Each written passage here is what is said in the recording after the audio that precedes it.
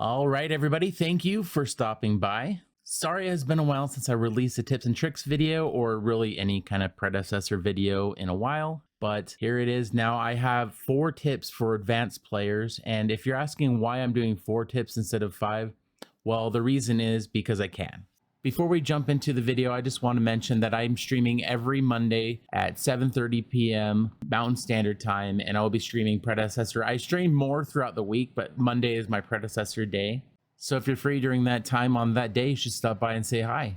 The last thing that I want to mention before we go into the video is if you have anything that you want to add, be sure to add it in the comments. And if I like the tip or trick, I'll be sure to add it in the next video and I'll give you credit for that as well. And if you have one that's really good, I'll add it into an advanced tips and tricks video. And anyways, with that being said, let's jump right into it with the first tip.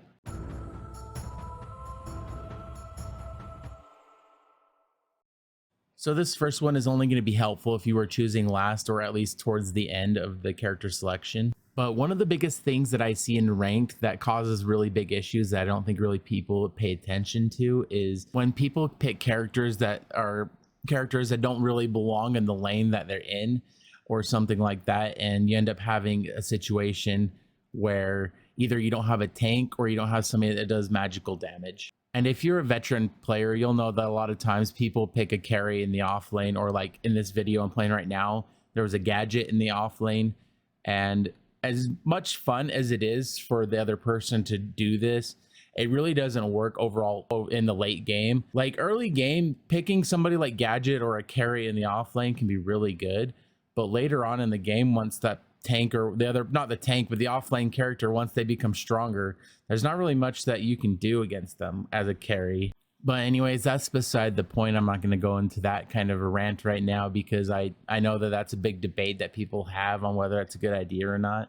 But this does leave room for problems that you can have. And the first one is being that in a lot of situations, there's 2 tanks where one is the jungle and one is the off lane. And sometimes a tank can be the support as well. But if you were the last person picking and you're a support or a jungle and you see that your teammate is going carry in the off lane, you have to pick a tank. And if you don't, you're going to be stuck in a situation where you're going to be in team fights without a tank.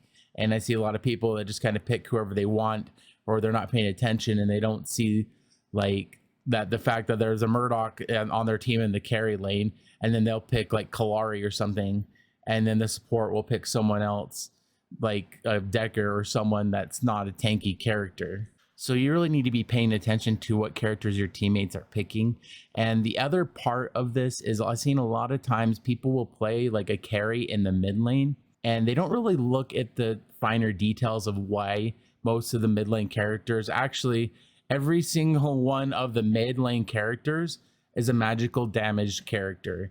And a lot of people I don't think really pay attention to that or realize that. And I'll explain why that's really important. So there's definitely exceptions to this, like you can be Shinbi in the off lane and stuff like that. But overall, a team comp, typically the off lane will be a physical damage character that is melee and more or less tanky. The jungle will be somebody that's physical damage that's somewhat tanky, like Rampage, Chimera. Like I said, there's exceptions to this, like you can be getting a Yin on your team, but like just overall in general, this is what we're talking about. And then over in the duo lane, you'll have somebody that's physical damage that focuses on their basic attacks, like Murdoch, Drongo, and Skylar, and characters like that, where most of their damage comes from their basic attacks or something that builds off their basic attack. And the support is sometimes somebody that can do magical damage, but their focus isn't really to do high damage. What they usually do is buff your teammates or have a stun, and overall they pretty much just kind of support, and so it doesn't really matter what kind of damage they do. So with the generic comp of team that you get, most of your teammates are all going to be physical damage, and you need to have somebody on your team that is magical damage. And the reason for that is if the enemy team can only just go and get physical armor, and they won't really have to worry about investing their gold in getting magical armor. And if like, because a lot of times with magic damage, a lot of people will go and get physical armor. So a magical damage character can go in there and really have a lot of magical penetration and go through there and do a lot of damage. But if you don't have a magical damage character on your team, you don't have that to take advantage of. If you think about all the mid lane characters that are in here, like the Fae, the Morgesh, the Countess, the Gadget, they do a ton of damage. And when you take away the fact that you have that like high burst of damage and you get rid of that and you add another carry to the team, you lose the advantage that you have to having a high damage magical character on your team. So with that being said, if you do have a teammate that is going carry in the mid lane and you suddenly don't have any magical damage characters on your team, and let's say that you're going to be playing like the jungle or the off lane, then you should pick somebody like Shimby or Quang that do a lot of magical damage, because you'll at least have something on your team doing magical damage and not just be stranded. Because like I said, if the enemy team can only just go and focus on physical armor, they'll be able to get a lot stronger, because there's a lot of items that you have to buy to get magical armor and physical armor. And if they don't have to worry about that, they can spend it on other things to become more powerful. But anyways, I've ranted on this subject a lot. Just make sure you're paying attention to what your teammates are picking character wise, and pick to build up your team, not to just be whoever you want to be.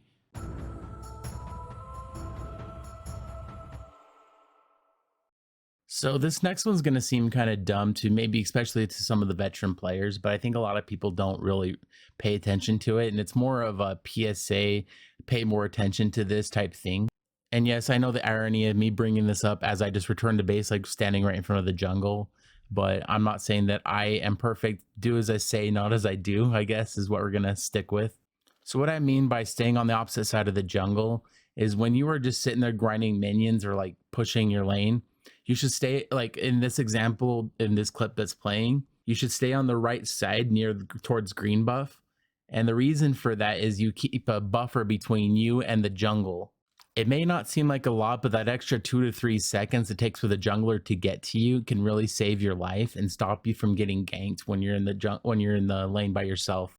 I can't tell you how many times I've been playing jungle and I'll just go over to jump somebody and they'll be standing right in front of the jungle and I can jump them and they don't even see me coming at all, especially when they don't have wards down. Also, this is just kind of a bonus thing. Make sure you're having your wards down all the time and making sure that they're in good places so that they're effective, because that is one of the biggest things in this game. But anyways, this is an award rant video, so we're going to move on. So with the mid lane, I'm going to kind of mention a little bit of something with this section. Obviously, when you're in the middle, you have two different directions that the jungle can come from, but there is some things that you can do to kind of be ready for it as well. So this is something I should have added to my mid lane tips video, but when I'm like sitting in mid lane, I like to sit on the right side like I am in this clip. And the reason for that is because 9 times out of 10, the jungler is going to go for the red buff. And if you're on this side, it does the same thing. If he goes to jump you, you're going to have a buffer. And I also like to go for the river buff that is on that side as well, because a lot of times the jungler will go over and jump you when you go to get that one that is on the red buff side. And I will say after the second wave of minions, if you go place a ward on that left buff, you'll be able to see if they're camping it. And sometimes I'll go after the right buff, and because like you kind of throw off the other mid lane, and sometimes you can go and sneakily get both buffs because they go to try to get that one and you're going for it, and it kind of throws them off a little bit. But also building on it, if you like, for example, you're pushing your mid lane and you see that the jungler just jumped the right lane people, then move to the left side so that you have that buffer, and just kind of be trying to pay attention. And whatever side the jungler is on, you set on the other side and push from the right or push from the left. It's a lot harder than if you're in the off lane or dual lane, but it is something that you can do and it helps out. Like I said, those few seconds can save your life or save you from getting jumped. So just be paying attention to that. But anyways, let's move on to the third tip.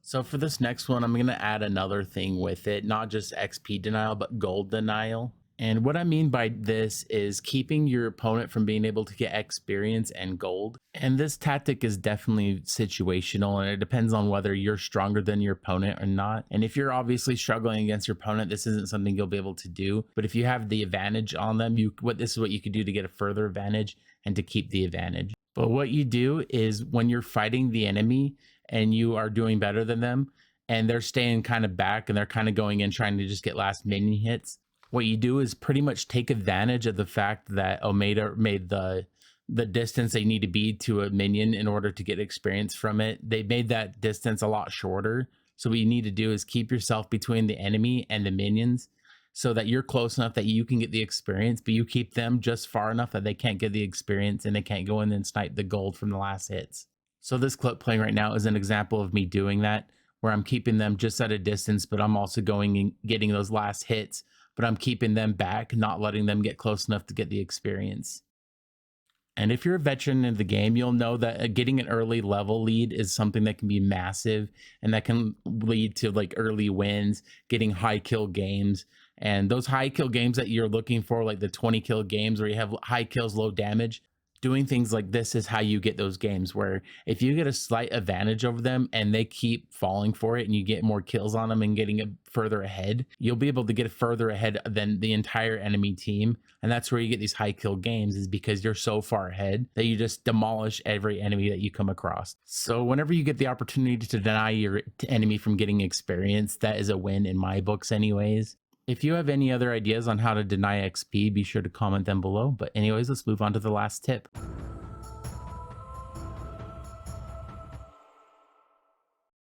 So this last one, I was pretty vague in that little intro thing because I didn't know really how to word it in such few words.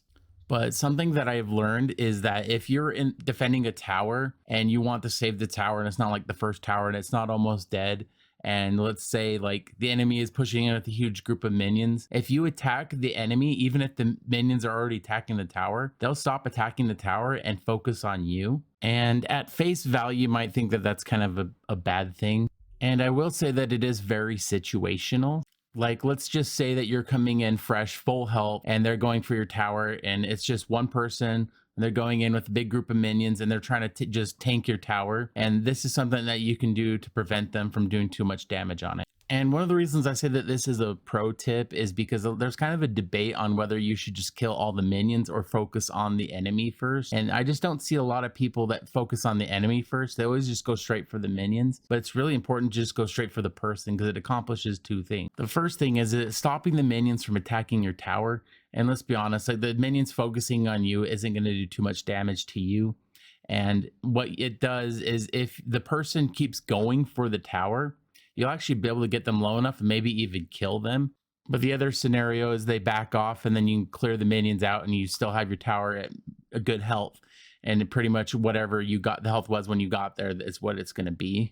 And sometimes they'll even try to attack you. And that's the worst thing that they can do, is because if they attack you, the tower will start blasting them, doing a ton of damage. So essentially what this strategy does is it makes it so when you're in the tower, that's the safest that you can be. And pretty much all you're making it do is so the minions focus you down and they won't be able to kill you right out. Let's be honest, like don't worry about that. And you'll be able to chase off the person. And if they're too greedy, you can honestly get a kill out of them easily, no problem. Because especially early game, like the enemy isn't going to do too much damage to the tower because they're not strong enough to do so.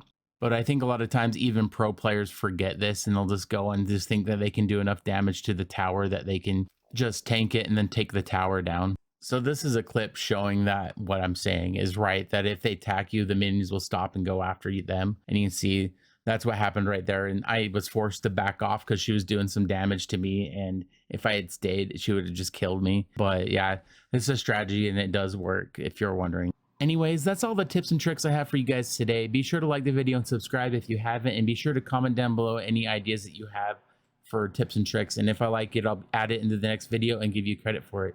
Anyways, we'll see you guys next time. Bye.